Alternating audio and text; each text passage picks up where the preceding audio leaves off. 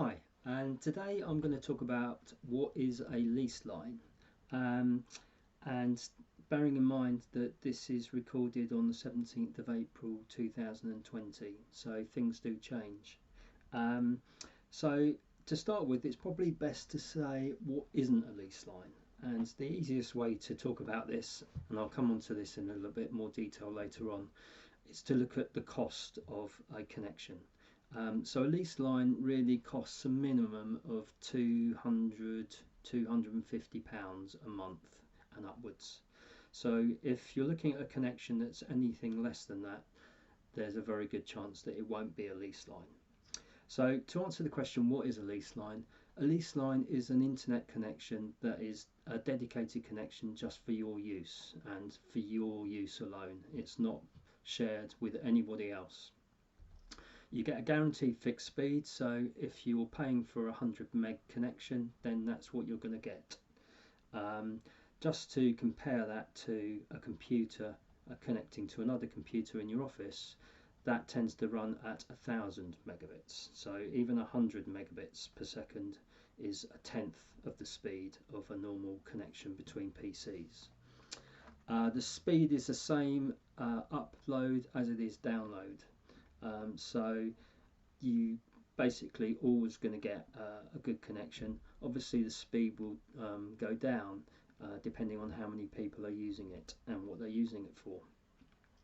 The other thing with the lease line is you get what we call a service level agreement, or an SLA. This is generally a 6-hour service level agreement, normally with most suppliers.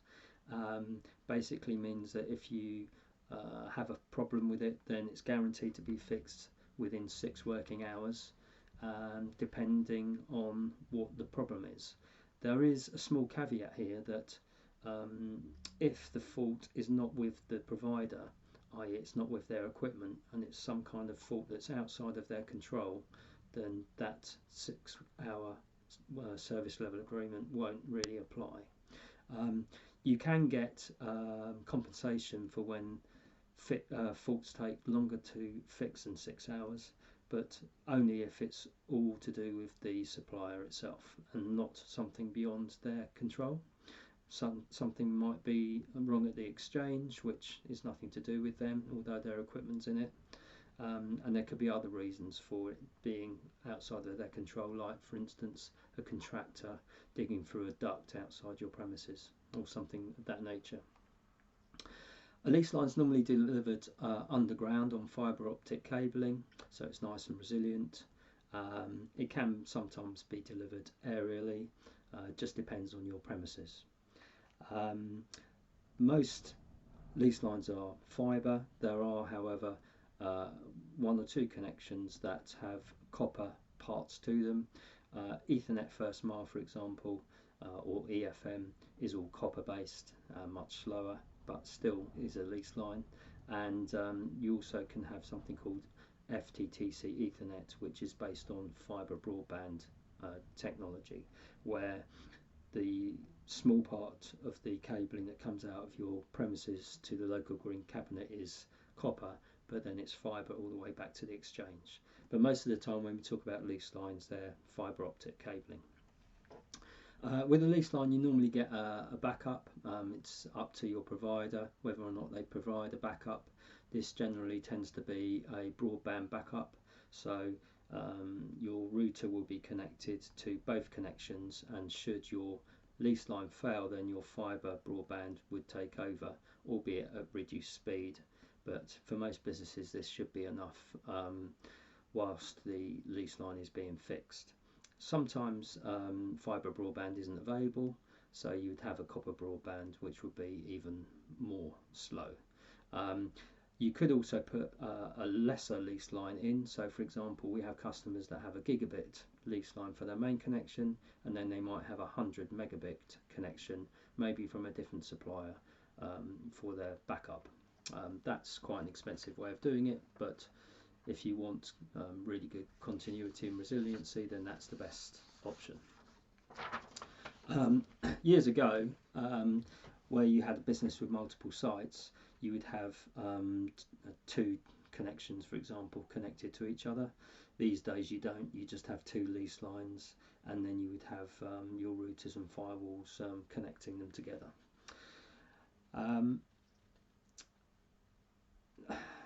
Let's talk about bearers. You hear the term bearer. Fibre leased lines generally have two sizes to them. You can have a 100 meg bearer, which basically means you can have, say, a 10, 20, 30, 40, 50, up to 100 meg connection working on that 100 meg bearer, but you would never be able to have more than 100 meg on a 100 meg bearer without installing a new bearer. And a new bearer that's faster would be a gigabit bearer, gigabit being 1000 megabits per second, so it's 10 times the faster as a 100 meg. And once you've got a gigabit bearer, again, you can have any speed upwards of 100 to 200, say 250, 500. You can choose whatever speed you want, up to 1000 meg or a gigabit. The faster speed you choose, the higher the rental charge will be. And also, if you had a choice between two 100 megabit connections, one being on a 100 meg bearer, so it's fixed at 100 meg maximum, and one being on a gigabit bearer, the cost for the gigabit bearer option would be a bit more. Excuse me. A leased line can sometimes be a wires only connection, and that's what we tend to install for our customers. That basically means that it's just delivered without any routing, and it's up to us or up to our customer to install their router and firewall, and that's probably the best way of doing it.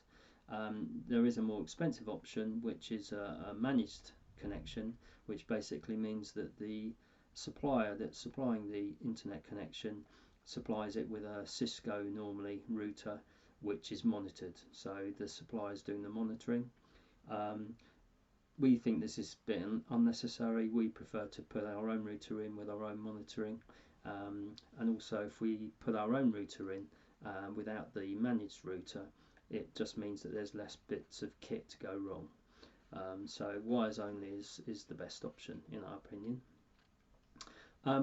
Just a thing, when we talk about megabits and gigabits, we're talking about megabits per second, just to clear that up. So it can get quite confusing with regards to megabits and megabits per second, what the difference is. Leased lines tend to take a while to install, so we would normally go and do a survey and we tell you whether or not you already have fibre into your building. If you're in a building with other businesses, there's a good chance that someone's already had fibre put in, and if you're looking to get fibre put in yourself, and I'm talking about a direct fibre lease line, then if there's already fibre in your building, then although Ofcom's lead time's generally 3 months to install it, it might get installed much more quickly than that, typically 1 to 2 months, because BT Openreach will treat it as a quick win because there's already fibre into the building. They may just have to extend the fibre into your floor or wherever you are in the building. There is a problem with getting fibre direct into the building where there's not currently fibre. It just depends on where the nearest fibre connection is in your area. It may be just outside on the pavement, it may be across the road, it may be 100 metres from your premises, it could be a long way from your premises. What will happen is when we place an order for a Fibre Ethernet lease line, after 2 weeks you'll get a surveyor in to survey the premises, and then they'll tell us what the excess construction charges, or ECCs, are to actually dig up the road and do whatever is necessary to get the fibre to your premises. So when we give you that figure of the excess construction charges, you then have a choice to abort the order or continue with the order. It's worth noting that as we speak, the government is still providing a subsidy of up to £2,800 to cover these excess construction charges. So if the charges come in at under £2,800, which basically means that you've got zero charge to install the fibre, you will be obligated to go ahead. If, however, the excess construction charges are more than this, then you have the option to abort the order and just do something else. So it's difficult to know how long that government subsidy is going to last. There has been talk of the government suspending that because the funds have nearly run out, but as we speak, that's still available. We need to talk about something called a tail. So regardless of who you get your lease line from, who's going to be billing you and managing the connection, generally there are different types of tail available. So they tend to be BT Openreach tails, or BT wholesale tails I should say, where BT are providing the direct fibre into your premises back to the exchange, and that's all. Once it's back at the exchange, then that will go onto your supplier's equipment. So for example, in our case we use Gamma a lot, so with a BT tail, BT will install the fibre into the premises back to the exchange, from where it will then connect to the Gamma equipment, and that's their part of the connection. But you can also have tails direct from your supplier sometimes in certain areas if they have local fibre. Another good option is maybe a TalkTalk tail, because TalkTalk use BT Openreach wiring and cables. And you can also have a Virgin tail, which means that Virgin are providing the local fibre. So those tend to generally be the options. There is another option that you pick when you're choosing your lease line, which might be called converged. This is where the supplier is apportioning a certain amount of bandwidth for voice, which might be a SIP trunk for your voice line into your phone system or PBX, or if you're using hosted telephony, which a lot of small businesses are now, that might be just sectioning off certain amounts of bandwidth for the voice, so that you can guarantee call quality. We tend to not bother with these converged connections anymore. We'd rather do the voice segmentation and prioritization ourselves on our own router, but that is an option that some suppliers will offer you. So that is what a lease line is. The costs do vary from premises to premises. If you have a postcode and an address and you give it to us, we can tell within 5 minutes what the lease line options are for you and what the likely cost will be, and then we can manage it all. Where it's not possible to install a lease line, I'm afraid your only option really is to have a conventional ADSL broadband, which is the thing that you tend to pay about £40 a month for, or it does vary from supplier to supplier. Let's clear this term broadband up. Broadband's talked about a lot. It's just a term for a big internet connection, isn't it really? But when people talk about broadband, what they're really normally talking about is a consumer type or business type broadband, where you've got a £40 a month charge. That service is shared and contended with lots of other customers. It will vary. If you're lucky enough to have a fibre broadband, it will have a maximum speed of 80 megabits per second down and 20 megabits per second up, but that does depend on how far you are away from your local green cabinet. Where there isn't fibre broadband availability, then you're probably stuck with conventional copper broadband, which is asynchronous again. Basically means that the maximum speed will be 24 megabits per second down and probably something like 2 megabits per second up. It may be a lot slower than that, and it just depends on where you are.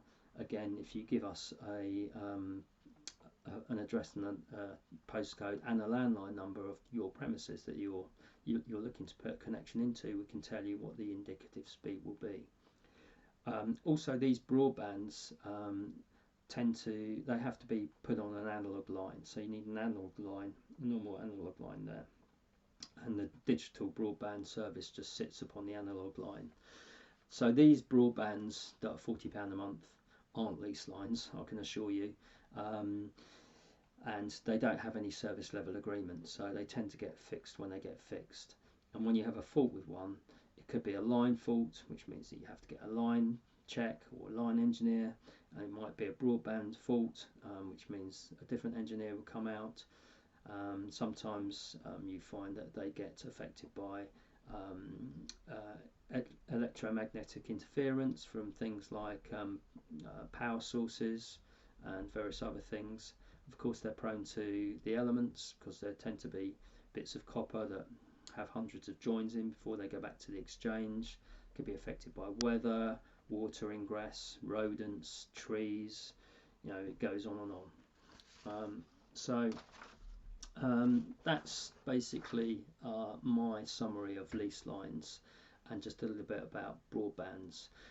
If you can't get a leased line and you considering moving to a VoIP solution, VoIP being voice over internet protocol, which basically means you're using your internet or data connection for voice and not just for internet and data use. You can use these connections for voice pretty reliably as long as the speed's good.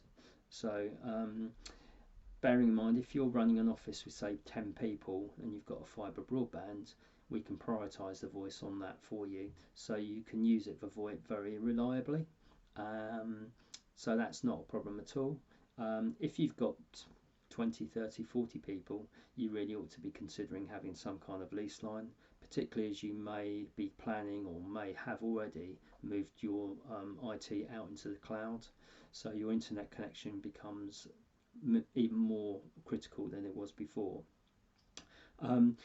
Although you might think, well, I can't afford a lease line, Nick, because it's sort of £250, £300 plus a month. If you're still using ISDN technology and the phone system, there's a very good chance that you can move to a hosted phone system and save the money on the ISDN line rental and all the call charges and also the phone system maintenance. And that quite often pays for and more the extra cost of the lease line.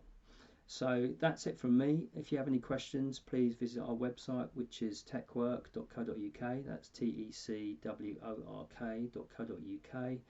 Give us a call on 01892 578 666, or you can email us at helpme@techwork.co.uk. So have a pleasant day and thanks for listening.